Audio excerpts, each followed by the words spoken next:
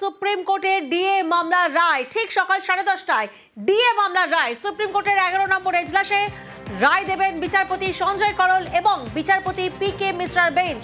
আরও একবার আপনাদেরকে জানাবো আগামীকাল সুপ্রিম কোর্টের ডিএ মামলার রায়। অর্ণব প্রতিনিধি আমাদের সঙ্গে রয়েছেন। অর্ণব, আমরা জানি 2025-এর 8ই সেপ্টেম্বর শেষ হয় শুনানি এবং ওই দিন রায়দান স্থগিত রাখা হয়। অবশেষে আগামীকাল সুপ্রিম কোর্টের ডিএ মামলার রায়। দেখো, দীর্ঘ প্রতীক্ষা রাজ্য সরকারি কর্মচারীদের এবং প্রায় 4 বছরের প্রতীক্ষার পর 5ই ফেব্রুয়ারি অর্থাৎ বৃহস্পতিবার লক্ষ্মীবারে ডিএ মামলার রায় ঘোষণা করতে চলেছে দেশের শীর্ষ আদালত।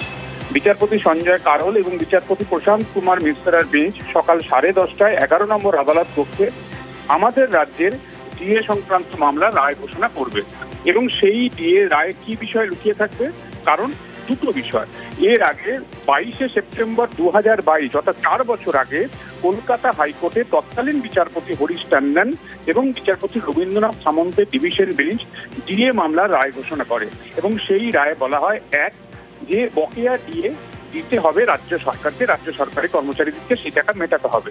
পাশাপাশি আরো একটি নির্দেশ দেয় কলকাতা হাইকোর্ট যে রাজ্য সরকারি কর্মচারীদের মধ্যে কোনো বেতন বৈষম্য রাখা যাবে না। অর্থাৎ রাজ্যের ভিতরে রাজ্য সরকারি কর্মচারীরা যে বেতন পাবে, রাজ্যের বাইরে কাজ করার জন্য এক্সট্রা অ্যালাওয়েন্স এবং তাদের বেতন বেশি হবে, এটাকেও মেটাতে হবে।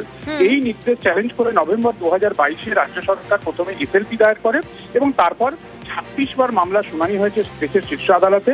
গত সেপ্টেম্বর মাসে অর্থাৎ 2025 সেপ্টেম্বর মাসে মামলা শুনানি শেষ করে রায়দান স্থগিত রাখে শীর্ষ আদালত। সেই মামলা কাল রায় ঘোষণা হতে চলেছে।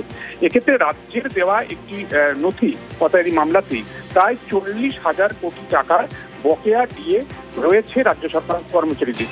সেই টাকা মিটিয়ে দেওয়ার নির্দেশ এখন দেশের শীর্ষ আদালত কাল দেয় কিনা। অন্যদিকে 25% বকেয়া ডিএ রাজ্য সরকারি কর্মচারীদের দেওয়ার জন্য মে মাসে নির্দেশ দিয়েছিল সুপ্রিম কোর্ট 2025 সালের।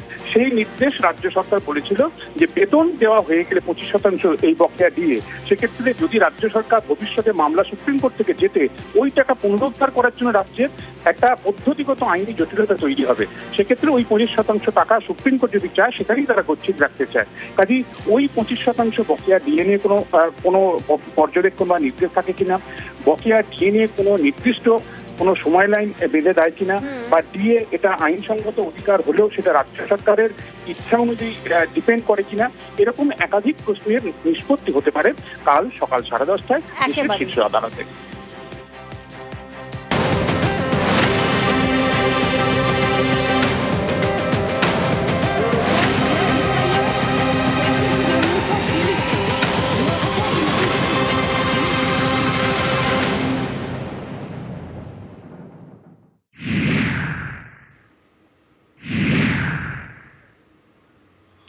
সুপ্রিম কোর্টে ইতিহাস, দেশের শীর্ষ আদালতে সওয়াল মমতা বন্দ্যোপাধ্যায়ের।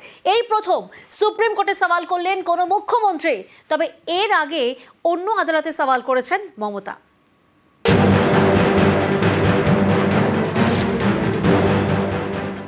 I will just save democracy. Supreme কোর্টে নজিরবিহীন দৃশ্য। ভারতের ইতিহাসে এই প্রথম কোন মুখ্যমন্ত্রী সওয়াল করলেন সুপ্রিম কোর্টে। May I explain you, sir? Because in my view, Because I belongs to that state.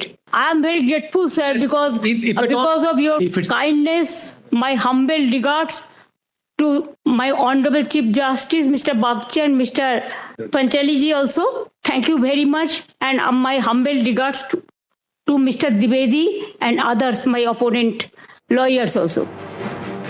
পশ্চিমবঙ্গে চলা এসআইআর প্রক্রিয়া নিয়ে আপত্তি। নির্বাচন কমিশনের বিরুদ্ধে সুপ্রিম কোর্টে মামলা করেন মমতা বন্দ্যোপাধ্যায়। বুধবার ছিল সেই মামলার শুনানি। মমতা পিটিশনার ইন পার্সন, অর্থাৎ নিজের মামলায় নিজেই সওয়াল করলেন। SIR process is only for deletion, not for inclusion. Mismatch, not only the title, sir. Mismatch, mismap, unplanned. Now suppose a daughter after marriage, she go to the in-laws house. Now why she's change her title? Why she's using the husband's name, husband's title? That is also mismatch. Yes, sir, they have done it, sir. There are some daughters who married and shifted the in-laws house. They are now also just unilaterally deleted. It is just because they shifted their houses. আমার কাছে রাজনৈতিক কর্মী হিসেবে এবং আইনজীবী হিসেবে একটা ঐতিহাসিক দিন। যে আমার জানা নেই যে অন্য কোনো রাজ্যের কোনো মুখ্যমন্ত্রী কখনো নিজে আদালতের সামনে দাঁড়িয়ে মানুষের জন্য হয়ে সওয়াল করেছেন। তিনি নিজে মামলা দাখিল করেছেন, তার মামলা তিনি নিজে সওয়াল করেছেন, কোর্ট তাকে শুনেছেন। সারা বাংলার মানুষের কাছে ঐতিহাসিক দিন। এইভাবে লড়াই কেউ করেনি আজ অব্দি। কোনো রাজনৈতিক নেতাকে গ্রাসরুট থেকে শুরু করে অ্যাপেক্স কোর্ট পর্যন্ত এসে লড়াই করা মানুষের হয়ে আমি অন্তত দেখি। মামলাকারী মমতা, সওয়ালও করলেন মমতা, এই প্রথম সুপ্রিম কোর্টে। এর আগে অবশ্য তিনি অন্য আদালতে আইনি লড়াই লড়েছেন।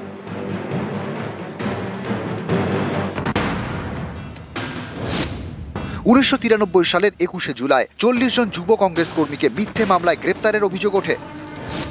এই মামলায় ব্যাংশাল আদালতে সওয়াল করেন মমতা বন্দ্যোপাধ্যায় 1996 সালে 9 জুলাই। মামলাটার যখন যাচ্ছি আমি প্রস্তুতি নিয়ে মামলাটা করতে, তখন হঠাৎ আমাদের সেই প্রিয় দিদি কোর্টে হাজির এবং তিনি বললেন, অলোক, মামলার যা কিছু আছে তুমি আমাকে এই ধারা বা কোন কোন সেকশন আছে সেই সেকশন ওয়াইজ কতজন আসামি আছে স্টেপসগুলো তুমি নাও এবং তুমি আমাকে সমস্ত ডিটেলসটা বলো। উনি যখন কোর্টে গিয়ে অ্যাপিয়ার করলেন, মনে হচ্ছে একজন সুদক্ষ আইনজীবী হিসেবে প্রত্যেকটা ধারার এলাবোরেটলি উনি ডেসক্রাইব করলেন কোর্টের কাছে। 1994 সাল দক্ষিণ দিনাজপুরের কুমারগঞ্জে পুলিশের গুলিতে মারা যান পার্থ সিংহ রায় নামে এক যুবক। এই মামলায় বালুরঘাট আদালতে সওয়াল করেন মমতা বন্দ্যোপাধ্যায়। 30 বছর হবে মমতা ম্যাডাম আর কি বালুরঘাটে আসেন, সাংসদ ছিলেন, লয়ারও ছিলেন, ওনার বার কাউন্সিলের মেম্বারও ছিলেন এবং আমাদের লয়ারদের সঙ্গে একটু আলাপ আলোচনা করেন জামিনের ব্যাপারে। জজ কোর্টে জামিনের আবেদন করা হবে। বার লাইব্রেরি থেকে জজ কোর্ট পর্যন্ত মিছিল করে আমরা জজ কোর্টে যাই। নীলকান্ত বাগচি বেল মুভ করেন, শ্রীমতী মমতা ব্যানার্জি, সবাই আরো অনেকে ছিলেন। 1997 সাল চুঁচুড়া জেলা আদালতে সওয়াল করেন মমতা।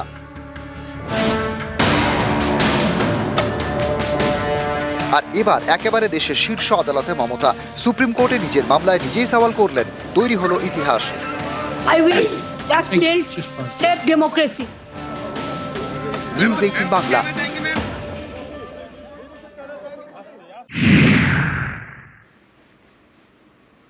হাতিয়ার এসআইআর, রাজধানীর রাজপথ থেকে কমিশনের অফিস হয়ে শীর্ষ আদালতে, দিল্লিতে ত্রিমুখী লড়াইয়ে মমতা বন্দ্যোপাধ্যায়। দেখুন, এটা খুব স্যাড। সকাল থেকে বঙ্গভবন এবং আমাদের দুটো বঙ্গভবনে সেন্ট্রাল পুলিশ, দিল্লি পুলিশ দিয়ে ভর্তি করে দিয়েছে। And if they challenge like this, then they do not know we are danger than anybody else because we born and brought up from the struggle. हम भी चाहते हैं उसका impeachment हो। नंबर हमारा नहीं है, लेकिन impeachment भी हो सकता है ना। Why after 24 years? What was the hurry to do it? What it takes 2 years? Only within 3 months. Bengal is targeted, sir. Sir, you tell me why not Assam? Sir, why not Assam? হাতিয়ার SIR, রাজধানীতে গিয়ে ত্রিমুখী লড়াইয়ে মমতা বন্দ্যোপাধ্যায়। কখনো রাজধানীর রাজপথে, কখনো নির্বাচন কমিশনের অফিসে, কখনো আবার সুপ্রিম কোর্টে সওয়াল। 2011 সালে পশ্চিমবঙ্গে ক্ষমতায় আসে তৃণমূল। বিরোধী নেত্রী থেকে মুখ্যমন্ত্রী হন মমতা বন্দ্যোপাধ্যায়। 15 বছর পর গত সোমবার ফের বিরোধী নেত্রীর মেজাজে দেখা গিয়েছে তাকে, তবে অন্য মাটিতে, বাংলায় নয়, দিল্লিতে।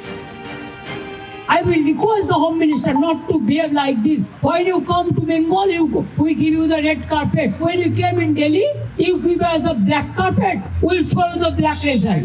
Please restrain yourself from the atrocities, from the torture of the Bengal people. And if they challenge like this, then they do not know we are danger than anybody else because we born and brought up from the struggle.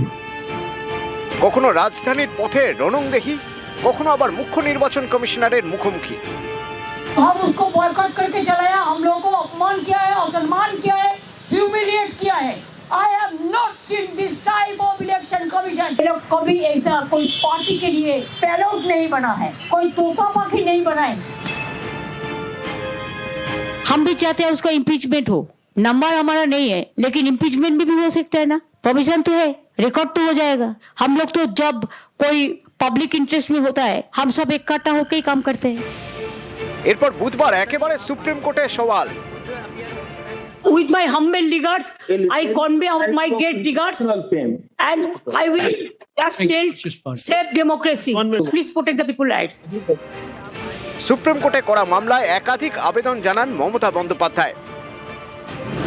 রাজ্য সরকারের দেওয়া নথি গ্রহণ করতে হবে, নামের অমিল অথবা পদবিতে বানান ভুল থাকার যুক্তিতে দেওয়া নোটিশ প্রত্যাহার করতে হবে, যুক্তিগ্রাহ্য তথ্য বিভ্রাটের ক্ষেত্রে আধার কার্ডকে মান্যতা দিতে হবে, পশ্চিমবঙ্গ থেকে প্রত্যাহার করতে হবে মাইক্রো অবজারভারদের, যুক্তিগ্রাহ্য তথ্য বিভ্রাট এবং আনম্যাপড ভোটারদের তালিকা অনলাইনে আপলোড করতে হবে সিইও এবং ডিইওদের ওয়েবসাইটে, নির্বাচন কমিশনকে হোয়াটসঅ্যাপে বার্তা দেওয়া বন্ধ করতে হবে, কমিশনকে সরকারিভাবে বার্তা দিতে হবে, 2025 সালের ভোটার তালিকা মেনেই 2026-এর বিধানসভা ভোট করতে হবে।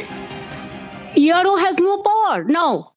They have superseded all the power from DO, ERO, BLRO.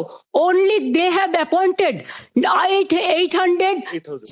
8,300 micro observer. Micro observer is the final authority. Election Commission, WhatsApp Commission. পর্যবেক্ষকদের মতে এদিন সুপ্রিম কোর্টে সওয়াল করে মমতা একাধিক বার্তা দেওয়ার চেষ্টা করলেন। মমতা বোঝানোর চেষ্টা করলেন রাজনৈতিকভাবে লড়াই তো করবেনই, এসআইআর ইস্যুতে রাজ্যের জন্য আইনি লড়াইয়েও তিনি 1 ইঞ্চি জমি ছাড়বেন না। কোনো রাজনৈতিক নেতাকে গ্রাসরুট থেকে শুরু করে অ্যাপেক্স কোর্ট পর্যন্ত এসে লড়াই করা মানুষের হয়ে আমি অন্তত দেখিনি। হ্যাঁ, আমরা খুবই আনন্দিত। মানুষ একটা আশ্রয় চায়, আর যিনি আশ্রয়দাতা হন তাকে মানুষ আঁকড়ে থাকে। মমতা ব্যানার্জি সেই মানুষ যাকে বাংলার মানুষ আঁকড়ে রেখেছে, এই কারণেই আঁকড়ে রেখেছে। ভারতের ইতিহাসে এই প্রথম কোনো মুখ্যমন্ত্রী সুপ্রিম কোর্টে সওয়াল করলেন। এদিন সারা দেশের নজর কেড়েছেন মমতা বন্দ্যোপাধ্যায়।